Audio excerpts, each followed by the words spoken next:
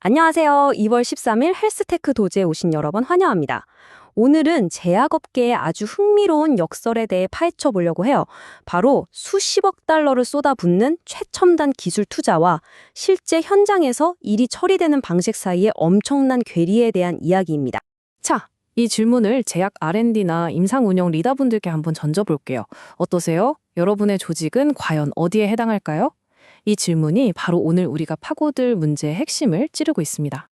네, 그럼 본격적으로 현대화의 덫이라는 개념부터 좀 짚고 넘어가야 할 것 같아요. 이게 뭐냐면요. 혁신하겠다고 거창하게 약속은 했는데 막상 현실의 벽에 부딪혀서 아무것도 못하는 그런 상황. 바로 그걸 말하는 거죠. 이게 진짜 좀 충격적인 통계인데요. 터프츠 약물개발연구센터, 그러니까 터프츠 CSDD에 따르면요.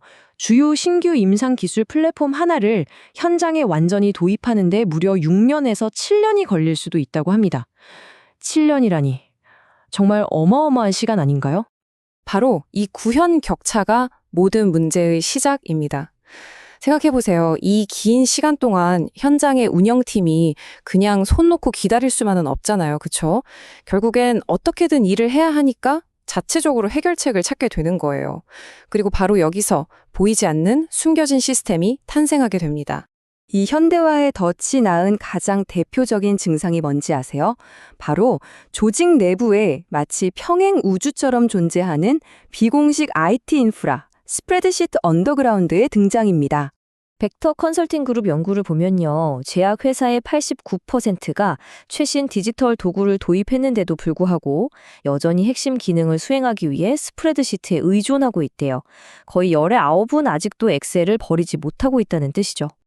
이 슬라이드가 지금 우리가 얘기하는 그 단절을 아주 극명하게 보여주죠. 자, 왼쪽을 보세요. 이건 경영진에게 팔리는 청사진이에요. 모든 게 다 통합된 그런 이상적인 시스템이죠. 하지만 오른쪽, 실제 임상팀의 현실은 어떤가요? 네, 여전히 스프레드시트와 비공식적인 섀도우 IT가 판을 치고 있습니다. 자, 그럼 이제 이야기의 초점을 좀 옮겨볼게요. 단순히 비효율적이다, 여기서 끝나는 문제가 아니에요.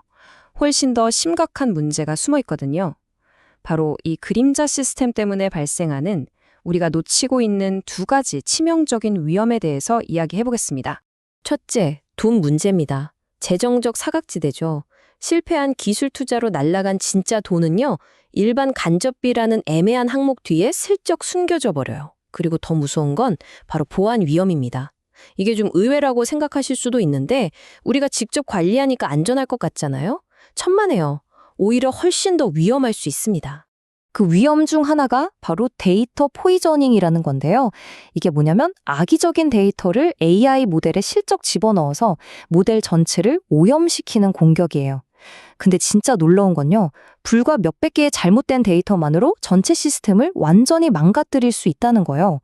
그리고 이런 공격이 가장 먹히기 쉬운 환경이 어딜까요? 맞습니다. 바로 스프레드시트처럼 데이터가 여기저기 흩어져 있는 그런 환경이죠. 법률 전문가인 로버트 파라디소 변호사의 말을 한번 들어보시죠.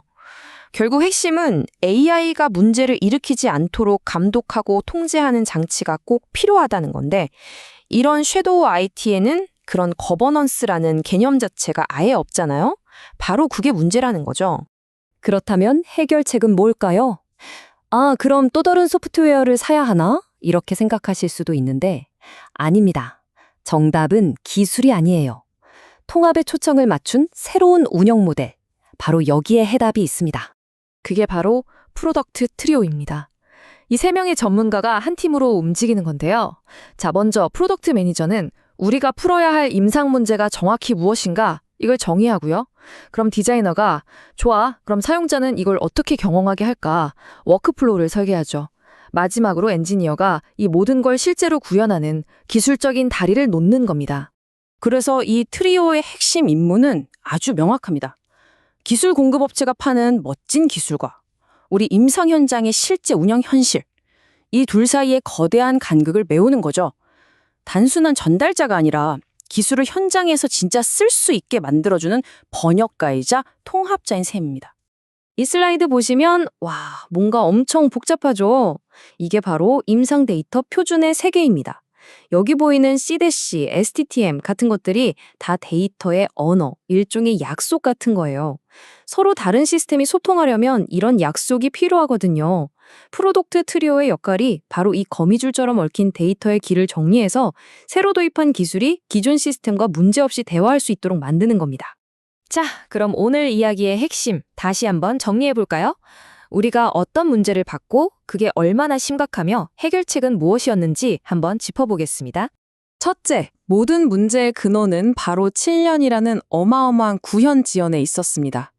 둘째, 그 가장 위험한 증상이 바로 스프레드시트 언더그라운드였죠.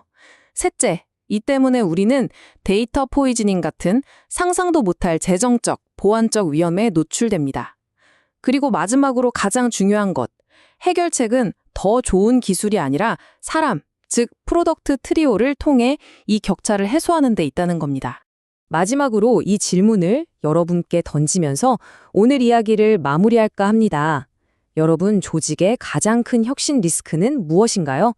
아직 사지 않은 새로운 기술인가요? 아니면 이미 가지고 있는 기술과 현실 사이에 아직 메우지 못한 그 깊은 간극인가요? 이 질문에 대해 한번 깊이 생각해 보시는 계기가 되었으면 합니다.